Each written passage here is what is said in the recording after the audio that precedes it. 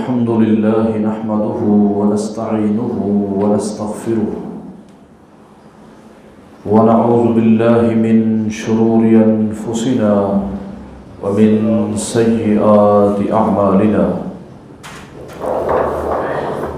من يهده الله فلا مضل له ومن يضلل فلا هادي له أشهد أن لا إله إلا الله وحده لا شريك له وأشهد أن محمدا عبده ورسوله اللهم صل على محمد وعلى آل محمد كما صليت على إبراهيم وعلى آل إبراهيم إنك حميد مجيد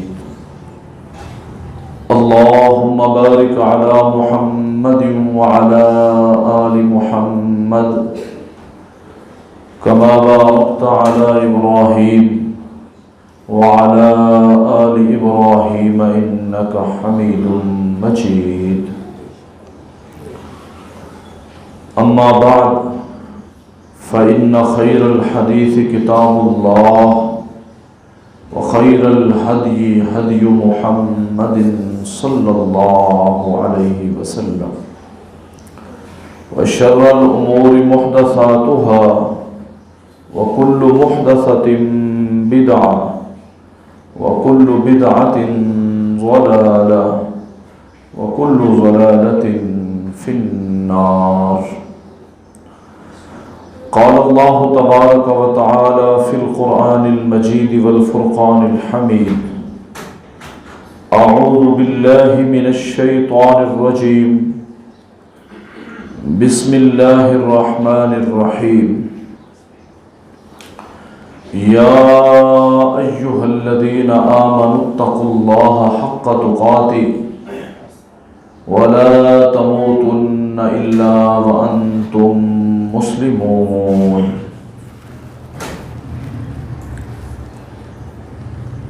ہر قسم کی حمد و ثنا، تعریف و ستائش، بڑائی، بزرگی، کبریائی اللہ تبارک و تعالی کی ذات کے لیے خاص ہے،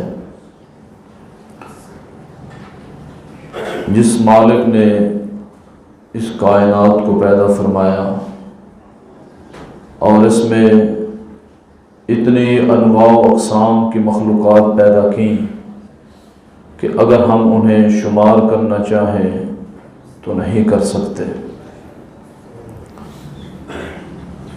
بے شمار بے حد و حساب درود و سلام ہوں سید الکونین، رحمت دو عالم، امام الانبیاء، سید الانبیاء، امام الاولین والآخرین، رحمت للعالمین، پیارے پیغمبر جناب محمد رسول اللہ صلی اللہ علیہ وآلہ وسلم کی ذات اقدس پر رب العالمین کی بے شمار رحمت نازل ہوں آپ کے جسد اطہر پر اور آپ کے روضہ انور پر، رحمت نازل ہوں صحابہ کرام پر، تابعین، تبع تابعین، ائمہ کرام، محدثین اعظام اور علماء اسلام پر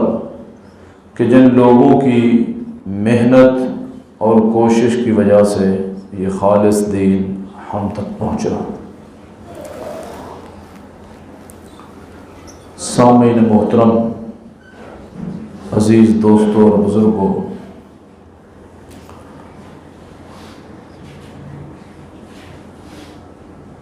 آج کے اس خطبہ جمعۃ المبارک میں اس دنیا کی جو سب سے بڑی حقیقت ہے اس حوالے سے چند گزارشات کرنے کا ارادہ ہے۔ دعا فرمائیں کہ اللہ تبارک و تعالی قرآن و سنت کے عین مطابق بیان کرنے کی، پھر ہم سب کو اس پر غور و فکر کرنے کی اور عمل کرنے کی توفیق عطا فرمائے۔ اس دنیا کی سب سے بڑی حقیقت موت ہے۔ موت سے بڑی حقیقت کوئی نہیں ہے۔ اللہ تبارک و تعالی نے ہر ذی روح کے لیے موت کا وقت اور جگہ متعین کر دی ہے۔ یہ ایک ایسی اٹل حقیقت ہے کہ اس روئے زمین پر کوئی ایک بھی انسان ایسا نہیں جو اس کا انکار کر سکتا ہو۔ دنیا کی بڑی بڑی مادی طاقتیں اور قوتیں مشرق سے مغرب تک پھیلی ہوئی حکومتیں اور سلطنتیں اس موت کے سامنے بے بس اور بے کس نظر آتی ہیں۔ موت ایک ایسی حقیقت ہے جو بندوں کو ہلاک کرنے والی، عورتوں کو بیوہ کر دینے والی اور بچوں کو یتیم کر دینے والی ہے۔ موت ایک ایسی حقیقت ہے جو دلوں کو دہلا دینے والی اور آنکھوں کو رلا دینے والی ہے۔ موت ایک ایسی حقیقت ہے جو اس دنیا کی ساری لذتوں کو توڑ دینے والی ہے۔ موت ایک ایسی حقیقت ہے جو انسان کی ساری امیدوں پر پانی پھیر دینے والی ہے۔ موت ایک ایسی اٹل حقیقت ہے جو گناہگاروں اور فاسقوں اور نافرمانوں کو جلسا دینے والی جہنم کی طرف لے جانے والی ہے، نیکوکاروں متقین کو نعمتوں والی جنتوں کی طرف لے جانے والی ہے۔ موت ایک ایسی حقیقت ہے جو نہ بچوں پر رحم کھاتی ہے اور نہ بڑوں کا احترام کرتی ہے۔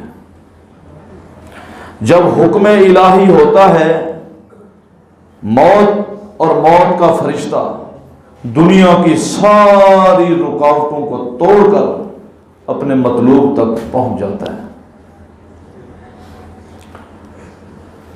موت نہ نیک اور صالح پر رحم کھاتی ہے نہ نافرمانوں پر رحم کھاتی ہے۔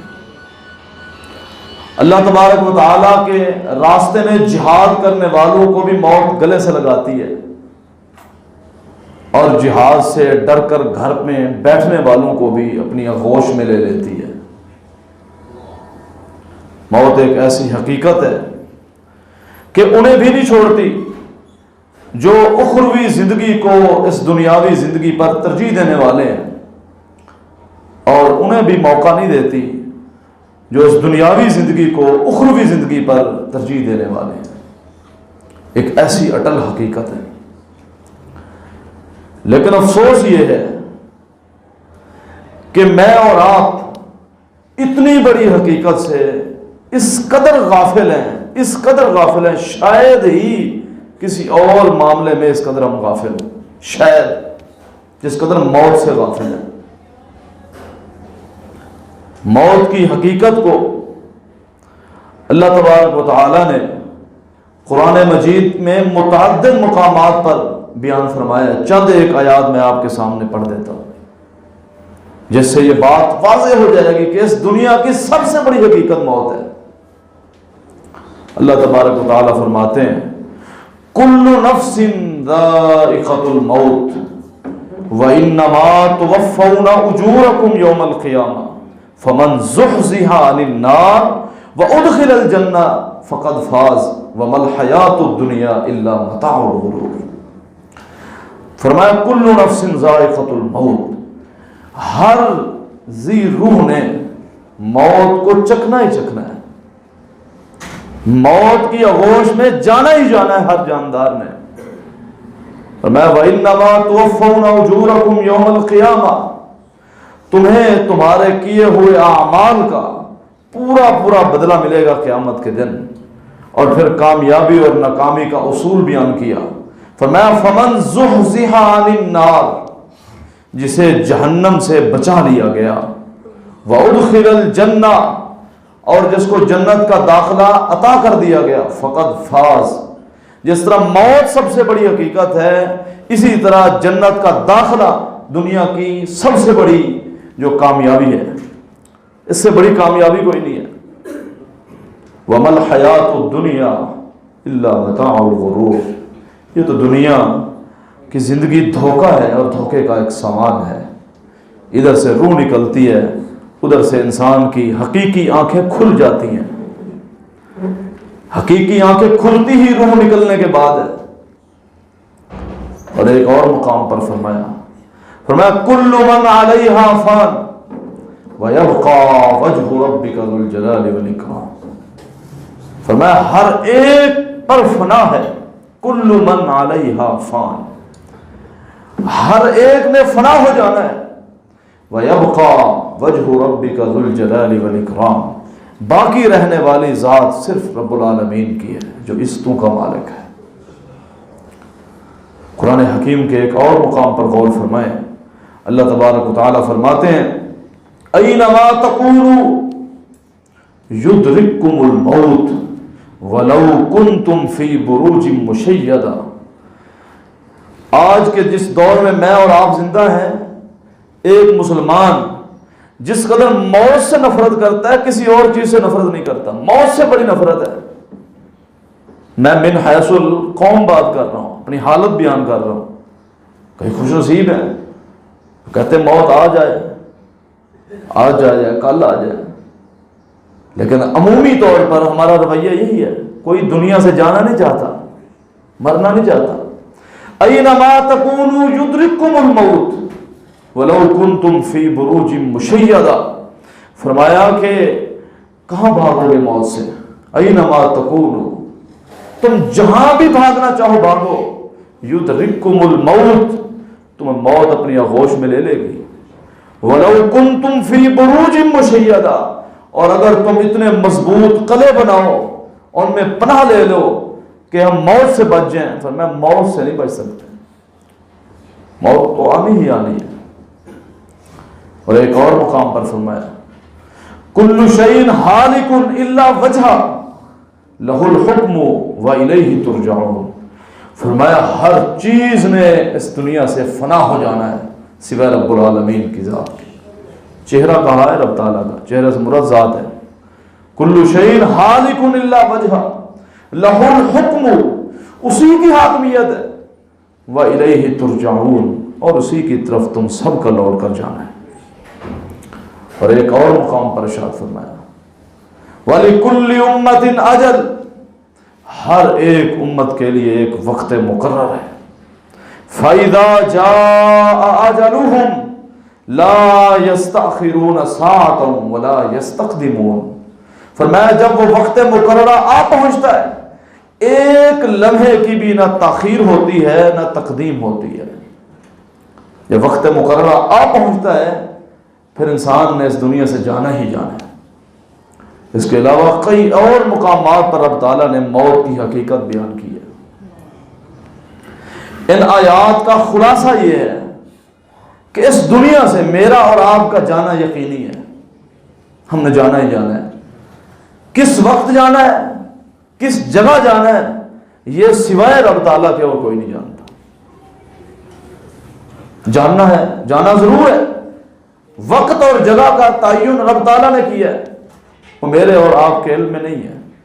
جب وقت اور جگہ میرے اور آپ کے علم میں نہیں ہے تو موت تو کسی بھی وقت آ سکتی ہے، کسی بھی وقت۔ اور آپ اور میں اپنی آنکھوں سے مشاہدات کرتے رہتے ہیں، ہمارے ہی دوست ہمارے ہی بھائی، ہمارے ہی خاندان کے لوگ، ہمارے ہی محلے دار، ہم کہتے ہیں جی کل تو وہ مجھے ملا تھا، بالکل صحت مند تندرست تھا، ابھی مجھے خبر پہنچی ہے کہ میرا فلاں بھائی رب تعالیٰ کی حضور چلا گیا ہے اس دنیا کو چھوڑ کر۔ تو بعین ہی اسی طرح میں نے بھی اور آپ نے بھی چلے جانا ہے، اور بعد میں جس طرح ہم لوگوں کے بارے میں تبصرہ کر رہے ہوتے ہیں، ہمارے بارے میں بھی تبصرے ہوں گے، کوئی اچھا تبصرہ کرنے والے ہوں گے، کوئی برے الفاظ میں بھی بدبخت یاد کرتے ہیں، حالانکہ جو دنیا سے چلا جائے اس کی اچھائیاں ہی بیان کرنی چاہیے۔ تو موت یقینی وقت اور جگہ کا تعین رب تعالیٰ نے کیا ہے، وہی جانتا ہے، تو پھر اس کے لیے یقیناً تیاری کی ضرورت ہے، موت کی تیاری کی ضرورت ہے، کیونکہ یہ دنیا کی زندگی تو کچھ بھی نہیں ہے، یہ دنیا کی زندگی آخرت کے مقابلے میں انتہائی حقیر ہے، اس کی کوئی حیثیت نہیں ہے۔ چند حدیث پر غور فرمائیں، صحیح بخاری کی حدیث ہے، سیدنا عبداللہ بن عمر رضی اللہ تعالیٰ عنہما بیان فرماتے ہیں کہ ایک مرتبہ میں رسول اللہ صلی اللہ علیہ وسلم کے ساتھ جا رہا تھا، آپ نے میرے کندھے پر ہاتھ رکھا اور آپ نے فرمایا کن فی الدنیا کانک غریب او عابر سبیل، عبداللہ دنیا میں ایسے رہو جیسے تم مسافر ہو، تمہاری منزل تو آگے ہے، یہ صرف ایک سفر ہے جو تم طے کر رہے ہو۔ کن فی الدنیا غریب کانک غریب او عابر سبیل، یا تم راستے پہ چل رہے ہو اور تمہاری منزل بڑی دور ہے۔ یہ آپ نے عبداللہ بن عمر رضی اللہ تعالی عنہما سے فرمایا ہے۔ صحابہ اپنی موت کو کس قدر یاد کرنے والے ہیں، کس قدر یاد کرنے والے ہیں۔ عبداللہ بن عمر رضی اللہ تعالی عنہ، صحیح بخاری کی اسی حدیث میں الفاظ ہیں، وہ کہتے ہیں اذا امسیت، جب تو شام کر لے اور تجھے شام پڑ جائے، شام ہو جائے، فلا تنتظر الصباح، پھر صبح کی انتظار نہ کر، کہیں ایسا بھی ہو سکتا ہے کہ تو شام کو ہی اللہ کے پاس چلا جائے۔ وَإِذَا أَصْبَحْتَ فَلَا تَنْتَظِرِ الْمَسَاءَ، اور جب تو صبح کر لے پھر شام کا منتظر نہ رہا کر۔ خُذْ مِنْ صِحَّتِكَ لِمَرَضِكَ، اپنی صحت کو بیماری کے آنے سے پہلے غنیمت سمجھ لو۔ جب بیمار پڑ جاتا ہے انسان کو تب قدر ہوتی ہے کہ صحت کتنی بڑی نعمت ہے، اور رسول اللہ علیہ وسلم کی ایک واضح حدیث ہے، آپ نے فرمایا دو نعمتیں ایسی ہیں جنہیں اکثر لوگ اس کی قدر نہیں کرتے۔ وہ کون سی نعمتیں ہیں؟ فرمایا الفراغۃ والصحۃ، ایک فارغ وقت مل جانا کہ اللہ کی عبادت کے لیے یعنی وقت مل گیا اسے، یہ بہت بڑی نعمت ہے۔ پھر انسان اس قدر مشغول ہو جاتا ہے بعض دفعہ وہ چاہ کر بھی اللہ تعالیٰ کی اس طرح عبادت نہیں کر سکتا، اس قدر دھنس جاتا ہے اپنے کاروبار میں، پھنس جاتا ہے معاملات کے اندر۔ والصحۃ، اور دوسری صحت ہے، بیماری آتی ہے صحت کی قدر تب ہوتی ہے انسان کو۔ اور فرمایا وَمِنْ حَيَاتِكَ قَبْلَ مَوْتِكَ، فرمایا کہ اپنی زندگی کو غنیمت سمجھ لو موت کے آنے سے پہلے۔ یہ جو وقت مجھے اور آپ کو اللہ تعالیٰ نے دیا ہے، اسے غنیمت سمجھ کر رب تعالیٰ کو راضی کرنے کی کوشش کریں اور آخرت کی تیاری کرنے کی کوشش کریں۔ ہم نے جانا ہی جانا ہے یقیناً اس دنیا سے۔ اور اسی طرح نبی علیہ السلام کی ایک اور حدیث ہے، بلکہ عبداللہ بن عمر رضی اللہ تعالیٰ عنہ بیان فرماتے ہیں کہ ایک دن نبی اکرم صلی اللہ علیہ وسلم تشریف فرما تھے، ایک انصاری نوجوان آپ کے پاس آیا، اس نے آ کر آپ کو سلام کیا، آپ نے سلام کا جواب دیا۔ اس نے پوچھا اللہ کے رسول صلی اللہ علیہ وسلم مومنین میں سب سے افضل کون ہے، سب سے بہترین مومن کون ہے؟ آپ نے فرمایا احسنہم خلقا، جس کا اخلاق سب سے اچھا ہے مومنین میں سب سے افضل ہے۔ یہ بہت بڑی بات کی ہے آپ نے، جس کا اخلاق اچھا ہے وہ مومنین میں سب سے افضل ہے۔ اور یہ بھی اللہ تعالیٰ کی بہت بڑی نعمت ہے جس کو اللہ تعالیٰ عطا کرتے ہیں، حسن اخلاق بہت بڑی نعمت ہے۔ اور پھر اس نے دوسرا سوال پوچھا، اللہ کے رسول صلی اللہ علیہ وسلم مومنین میں مسلمانوں کے اندر عقل مند کون ہے؟ عقل مند کون ہے؟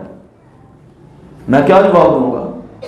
جس کا کاروبار بہترین چل رہا ہے، جس کی کوٹھیں اور بلڈنگیں ہیں، جس نے پلازے کھڑے کر رکھے ہیں، جس نے اپنی زندگی میں اپنے بچوں کو سیٹل کر دیا، کاروبار کر دیا، بڑا عقل مند ہے۔ جس کا کاروبار دن رات ترقی کرتا جا رہا ہے، یہ عقل مند ہے۔ میری نظر میں، آپ کی نظر میں یہی عقل مند ہے۔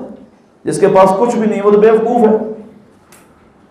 آپ نے عقل مند کی پہچان بتائی، آپ نے فرمایا اکثرہم للموت ذکرا، جو سب سے زیادہ موت کو یاد کرتا ہے وہ سب سے بڑا عقل مند ہے۔ اکثرہم للموت ذکرا، جو موت کو سب سے زیادہ یاد کرتا ہے اس سے عقل مند کوئی نہیں ہے بڑا۔ وَأَحْسَنُهُمْ لِمَا بَعْدَهُ اسْتِعَادًا، اور جو موت کے بعد کی زندگی کے لیے جس قدر جتنی زیادہ تیاری کرنے والا ہے وہ سب سے بڑا عقل مند ہے۔ اولئک الاقیاس، اولئک الاقیاس، یہ سب سے بڑے عقل مند ہے جو اپنی دوسری آنے والی جو حقیقی زندگی ہے اس کی تیاری کرنے والا ہے۔ یہ عقل مند ہے جو موت کو کثرت سے یاد کرتے ہیں، یہ عقل مند ہے۔ موت تو بہت بڑی حقیقت ہے۔ ایک اور حدیث پر غور فرمائیں، اس میں تو یعنی حد کر دیا نبی اکرم صلی اللہ علیہ وسلم نے۔ آپ صلی اللہ علیہ وسلم نے قسم اٹھائی، فرمایا والذی نفس محمد بیدہ، اللہ کی قسم جس کے ہاتھ میں میری جان ہے۔ آپ فرماتے ہیں کہ میری آنکھ ایک دفعہ پلک جھپکتی ہے اور مجھے یقین نہیں ہوتا کہ دوبارہ میری پلکیں آپس میں مل پائیں گی کہ اس سے پہلے میری روح قبض کر لی جائے گی۔ یہ کون کہہ رہے ہیں؟ امام الانبیاء جناب سیدنا محمد رسول اللہ صلی اللہ علیہ وسلم۔ یہ وہ فرما رہے ہیں کہ آنکھ چپکنے کے بعد پلکوں کا آپس میں ملنے کا بھی مجھے یقین نہیں ہے کہ اس سے پہلے میری روح قبض نہ کر لی جائے۔ اور آپ فرماتے ہیں میں کسی چیز کو دیکھتا ہوں اور دوبارہ مجھے یقین نہیں ہوتا کہ میں دوسری نگاہ بھی اس پر ڈال پاؤں گا کہ اس سے پہلے میری روح قبض کر لی جائے گی۔ یہ ہے موت کی حقیقت جو میں اور آپ بھول چکے ہیں، بھول بیٹھے ہیں بالکل۔ آپ فرماتے ہیں کہ میرے ہاتھ میں ایک لقمہ ہوتا ہے، میں وہ لقمہ اپنے منہ کی طرف لے کر جاتا ہوں اور مجھے یقین نہیں ہوتا آیا کہ یہ لقمہ میں حلق سے نیچے اتار پاؤں گا کہ یہ حلق میں ہی پھنس جائے گا اور میری روح قبض کر لی جائے گی۔ حالانکہ انبیاء سے فرشتہ اجازت لے کر آتا ہے۔ آپ تو ساری کائنات کے امام ہیں، ساری کائنات کے سردار ہیں، یہ آپ صلی اللہ علیہ وسلم بیان فرما رہے ہیں، اور میری حالت کیا ہے؟ میری تو امیدیں اتنی لمبی ہیں، میری تو امیدیں بڑی لمبی ہیں کہ ابھی میری عمر ہی کیا ہے، ابھی تو اور میں نے جینا ہے، میں نے 80-90 سال 100 سال کی زندگی جینا ہے، ابھی بڑا وقت پڑا ہوا ہے، ابھی موت تھوڑی آنی ہے، موت تو بوڑھوں کو آتی ہے، نوجوان تھوڑے اس دنیا سے جاتے ہیں۔ یعنی ہماری عمومی صورتحال یہی ہے۔ تو آپ فرماتے ہیں کہ لقمے کا بھی مجھے یقین نہیں ہوتا میں اپنے حلق سے اتار پاؤں گا۔ ہمیں تو اپنے کئی سال کی پلاننگ یاد ہے، کئی سال کی۔ پھر ایک اور حدیث ہے، نبی علیہ الصلوۃ والسلام نے فرمایا اثنتان، دو چیزیں ایسی ہیں یکرہہما ابن آدم کا بیٹا ان دونوں سے نفرت کرتا ہے۔ دو چیزیں ایسی ہیں آدم کا بیٹا یعنی انسان ان دونوں سے بڑی نفرت کرتا ہے۔ فرمایا الموت، موت سے بڑی نفرت کرتا ہے، موت سے بڑی نفرت کرتا ہے۔ والموت خیر من المؤمن للفتنۃ، آپ نے فرمایا بعض دفعہ موت انسان کے اوپر آنے والی آزمائش فتنوں سے اسے بچانے والی ہوتی ہے، اس کے لیے بہتر ہوتی ہے موت۔ اس دنیا میں رہتے ہوئے ہم ایسی پریشانیوں کا شکار ہو جاتے ہیں، ایک پریشانی ختم نہیں ہوتی دوسری آ جاتی ہے، دوسری ختم نہیں ہوتی تیسری آ جاتی ہے، ساری زندگی دکھوں میں گزر جاتی ہے، آزمائشوں اور فتنوں میں گزر جاتی ہے، اس کے باوجود بھی موت سے نفرت کرتا ہے انسان، موت سے نفرت کرتا ہے، مرنا نہیں چاہتا۔ فرمایا کہ موت اسے فتنوں سے بچانے کے لیے آتی ہے، پھر بھی نفرت ہے۔ ایک موت سے نفرت کرتا ہے، وَيَكْرَهُ قِلَّةَ الْمَالِ، اور دوسرا مال کی قلت سے نفرت کرتا ہے۔ میرے پاس دولت کیوں نہیں ہے؟ یہ نفرت ہے کہ دولت ہو، فراوانی ہو۔ آپ نے فرمایا قلت المال اقل للحساب، جس بندے کے پاس دنیاوی دولت کم ہوگی اس قدر اس کا آسان حساب لیا جائے گا، کم حساب ہوگا اس سے۔ دونوں چیزوں سے آدم کا بیٹا نفرت کرتا ہے، اور یہ ہماری حالت بیان کی آپ نے کہ کوئی مرنا نہیں چاہتا، کوئی دنیا کا مال چھوڑنا نہیں چاہتا۔ اب تو حالت یہ ہے، آپ صلی اللہ علیہ وسلم نے فرمایا تھا قرب قیامت ایک ایسا وقت آئے گا، ایک ایسا دور آئے گا، لوگ حلال و حرام کی تمیز چھوڑ بیٹھیں گے۔ ہم اپنی آنکھوں سے دیکھ رہے ہیں، کئی مرتبہ تو ایسے لوگوں کو بھی دیکھا ہے جو 5 وقت کے نمازی ہیں، حلیہ سنت کے مطابق ہے، لیکن رزق کے معاملات میں وہ پھنسے ہوئے ہیں، وہ حلال و حرام کا تمیز چھوڑ بیٹھے ہیں۔ دلیل کیا دیتے ہیں؟ یار سارے نہیں کرتے کام، سارے یہ کر رہے ہیں۔ اب میں نے اپنی قبر میں جانا ہے، آپ نے اپنی قبر میں جانا ہے، ہر ایک نے رب تعالیٰ کے حضور اکیلے اکیلے پیش ہو کر اپنی زندگی کا حساب دینا ہے۔ یہ کوئی دلیل ہے کہ سارے یہ کام کرتے ہیں؟ دو چیزوں سے بڑی نفرت کرتا ہے۔ تو اسی لیے ان احادیث کا خلاصہ یہ ہے کہ موت یقینی ہے، وہ بچپن میں بھی آ سکتی ہے، وہ لڑکپن میں بھی آ سکتی ہے، وہ ادھیڑ عمر میں بھی آ سکتی ہے، جوانی میں بھی آ سکتی ہے، بڑھاپے میں بھی آ سکتی ہے، کسی بھی وقت آ سکتی ہے۔ جب کسی بھی وقت آ سکتی ہے یقیناً اس کی تیاری ہونی چاہیے، اس کے لیے تیاری کرنی چاہیے، اور موت کی تیاری کے لیے سب سے جو اہم چیز ہے وہ موت کو یاد کرنا ہے۔ موت کی تیاری اور آخرت کی تیاری کے لیے جو سب سے اہم چیز ہے وہ موت کا یاد رکھنا ہے۔ ہم بھلا بیٹھے ہیں موت کو۔ اور رسول اللہ علیہ وسلم نے ایک اور حدیث اس حوالے سے سن لیں، آپ نے فرمایا ایک وقت ایسا آئے گا میری امت پر کہ جس طرح لوگ دسترخوان لگاتے ہیں اور بلاتے ہیں آجو بھائی دسترخوان لگ گیا، کھانا تیار ہے، سارے کھانا کھانے کے لیے تشریف لے آؤ، لوگ ٹوٹ پڑتے ہیں کھانے کے اوپر۔ آپ نے فرمایا ایک وقت آئے گا میری امت پر کفار اس طرح ٹوٹ پڑیں گے جس طرح بھوکے کھانے کے اوپر ٹوٹ پڑتے ہیں۔ صحابہ پوچھیں اللہ کے نبی صلی اللہ علیہ وسلم کیا ہماری تعداد اس وقت تھوڑی ہوگی؟ آپ نے فرمایا تمہاری تعداد بہت زیادہ ہوگی، بہت زیادہ ہوگی تمہاری تعداد، لیکن تمہاری حیثیت کوئی نہیں ہوگی، تم اپنی حیثیت کھو بیٹھو گے۔ اور یہ میں نے اور آپ نے اپنی آنکھوں سے دیکھا، کئی مرتبہ دیکھا ہے۔ کتنے یہودی ہیں جی؟ 70 لاکھ، 80 لاکھ، 90 لاکھ۔ اسرائیل میں کتنے یہودی ہیں؟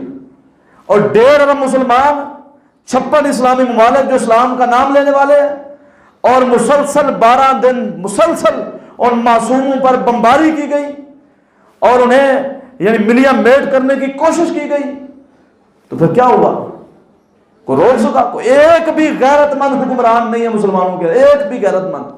عوام تو کرتی ہے، میرا دل روتا ہے، آپ کا دل روتا ہے، لیکن حکمران اس قدر بے حس ہے، کیوں؟ موت سے ڈرتے ہیں۔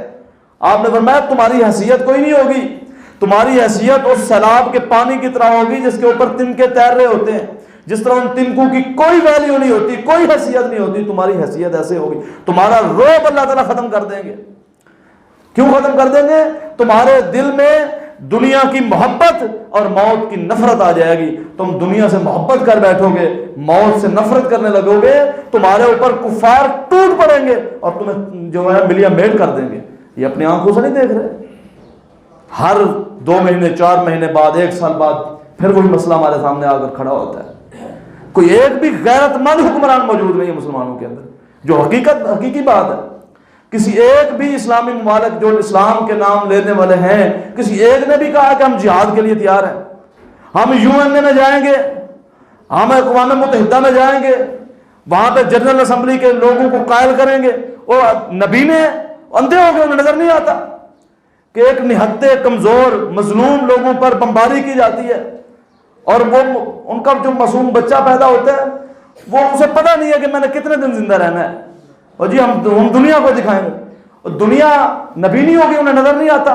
نظر آتا ہے، خون بہ رہا ہے مسلمان کا، اس لیے نظر نہیں آتا۔ کسی غیر مسلم کا خون بہتا پھر بڑا نظر آتا ہے، پھر ملکوں کو 2 ٹکڑے کر کے ایک علیحدہ ریاست بنا دی جاتی ہے، سوڈان کو توڑ کر علیحدہ ریاست بنا دی جاتی ہے، اور 72 سال سے کشمیری 70 سال سے وہاں پر ظلم و بربریت کا شکار ہے، کچھ بھی نہیں. یا ہم UN میں جائیں گے اور وہاں کی قراردادوں کے مطابق کچھ بھی نہیں ہونا، کچھ بھی نہیں ہونا. اور یہ آپ سے کوئی حدیث ہے؟ تم جہاد کا نام لینا چھوڑ بیٹھو گے، تمہاری حیثیت ہی ختم ہو جائے گی. تم صرف دنیا کی ترقی کے پیچھے، معاشی ترقی کے پیچھے بھاگنے لگ جاؤ گے اور تم بیلوں کی دموں کو پکڑ لو گے. وَتَرَكْتُمُ الْجِهَادَ، جہاد چھوڑ بیٹھو گے، اللہ تمہارے پر دشمن مسلط کر دے گا. مسلط نہیں ہے. تو آپ نے فرمایا موت سے نفرت کرو گے نا تو تم یعنی اس طرح تمہارے اوپر ٹوٹ پڑیں گے کفار جس طرح بھوکے کھانے کے اوپر ٹوٹ پڑتے ہیں. اور یہ میں اور آپ اپنی آنکھوں سے یہ منظر دیکھ رہے ہیں. اب موت سے کس بات کی نفرت ہے؟ مومن کے لیے تو موت تحفہ ہوتی ہے کہ وہ اس دنیا کی مصیبتوں سے، پریشانیوں سے نکلے اور رب تعالیٰ کی جنتوں کا مہمان بن جائے. مومن کے لیے تو تحفہ ہوتی ہے. لہذا موت کی تیاری کے لیے سب سے پہلا عمل جو ہے وہ موت کو یاد کرنا ہے. آپ نے فرمایا اکثرو ذکر حازم اللذات یعنی الموت. آپ نے فرمایا کثرت کے ساتھ لذتوں کو توڑ دینے والی چیز کو یاد کرو، یعنی الموت، وہ موت ہے. موت یاد آتی ہے، انسان ساری لذتیں بھول بیٹھتا ہے، اسے اپنی حقیقت نظر آتی ہے کہ میں کیا کرتا رہا ہوں اس دنیا میں. اب میں نے اپنے رب تعالیٰ کے سامنے جا کر پیش ہونا ہے، اپنی زندگی کا ایک ایک لمحے کا حساب دینا ہے. اور ایک اور حدیث ہے، آپ نے فرمایا کنت نہیتکم عن زیارت القبور، میں تمہیں قبرستان جانے سے منع کیا کرتا تھا پہلے، یہ پہلے کا حکم ہے. فرمایا فزوروها، اب قبرستان جایا کرو، فإنها تزہد فی الدنیا وتذکر الآخرہ. قبرستان جاؤ، تمہیں دنیا سے بے رغبتی نصیب ہو، تمہیں احساس ہو کہ اس قبرستان میں میری ماں بھی ہے، میرا باپ بھی ہے، میرا بھائی بھی ہے، میرے بچے بھی ہیں. تمہیں احساس پیدا ہو کہ ہمارے بڑے قبرستان میں مدفون ہیں، ایک دن میں نے بھی یہاں جانا ہے. فرمایا وتذکر الآخرہ، تمہیں آخرت یاد ہے. قبرستان جاؤ، موت کو یاد کرو. یہ موت کی تیاری کے لیے، آخرت کی تیاری کے لیے سب سے بہترین جو نسخہ ہے وہ موت کو یاد کر. موت کو یاد کرے گا گناہ نہیں کرے گا پھر کہ پتہ نہیں کس وقت موت آ جائے. اور یہ حدیث ہے، رسول صلی اللہ علیہ وسلم نے فرمایا جس حال میں جس کی موت آئی اسی حالت میں اٹھایا جائے گا. تو کوئی بندہ چاہتا ہے کہ میں رب تعالیٰ کی نافرمانی کرتے ہوئے اس دنیا سے جاؤں؟ کوئی بھی نہیں چاہتا. تو لہذا نافرمانی چھوڑ بیٹھو، چھوڑ دو، اللہ کی فرما برداری میں زندگی گزارو. یہ پہلی چیز ہے جس سے انسان اپنی آخرت کی تیاری کر سکتا ہے. اور دوسری چیز کیا ہے؟ اللہ تعالیٰ کی طرف رجوع، توبہ، استغفار. جب مرنا یقینی ہے، حساب و کتاب یقینی ہے، اس دنیا سے جانا یقینی ہے، قبر کے معاملات یقینی ہے، حشر کے میدان کا سوال و جواب یقینی ہے، تو پھر اس کے لیے توبہ استغفار چاہیے. توبہ کرے انسان. اگر بغیر توبہ کے مر گیا، وَمَن لَّمْ يَتُبْ فَأُولَٰئِكَ هُمُ الظَّالِمُونَ، جو بغیر توبہ کے چلا گیا وہ تو ظالم ہے، وہ تو ظالم ہے. کئی ایسے دوست ملیں گے، یار آپ نماز نہیں پڑھتے، میں کل نماز شروع کروں گا. وہ کل نہیں آتی، زندگی کا اختتام ہو جاتا ہے. بھائی جان آپ نے رمضان کے روزے نہیں رکھے، روزے نہیں رکھتے، آپ نماز نہیں پڑھتے. وہ چھوڑو جی، ابھی تو بڑی عمر پڑی ہے، ابھی تو میری عمر ہی کیا ہے، ابھی تو بڑھاپا آئے گا، بڑھاپے میں جا کر میں رب تعالیٰ کا فرما بردار بن جاؤں گا. کئی ایسے دیکھیں، بڑھاپا تو بڑی دور کی بات ہے، ایک دن کی بھی مہلت نہیں ملی. راستے میں جاتے ہوئے ایکسیڈنٹ ہوا اور رب تعالیٰ کے پاس چلا گیا. اچانک ہارٹ اٹیک ہوا. وہ کہتے ہیں اس کو تو دل کا مسئلہ ہی نہیں تھا. جس مالک نے موت دینی ہے وہ کسی مسئلے کا محتاج نہیں ہے، کسی بیماری کا بھی محتاج نہیں. وہ بغیر کسی بیماری کے بھی یعنی وہ انسان کو موت کی آغوش میں لے سکتا ہے.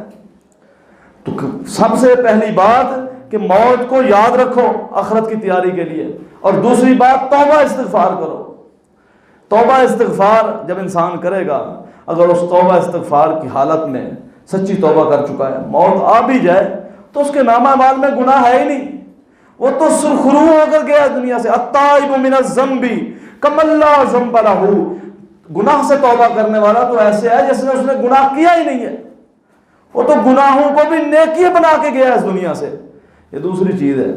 اور تیسری چیز ہے ایسے اعمال پر خصوصی توجہ دیں جو میرے اور آپ کے جانے کے بعد ہمارے لیے صدقہ جاریہ ہوں. ایسے اعمال پر صحیح مسلم کی حدیث ہے، نبی علیہ السلام نے فرمایا کہ جب انسان کی موت واقع ہو جاتی ہے، اذا مات الانسان، جب انسان کی موت واقع ہوتی ہے، انقطع عملہ، اس کے تمام اعمال کا سلسلہ کٹ جاتا ہے، رک جاتا ہے، الا من سلاسل، سوائے 3 ایسے اعمال ہیں جو اس کے مرنے کے بعد بھی جاری و ساری رہتے ہیں۔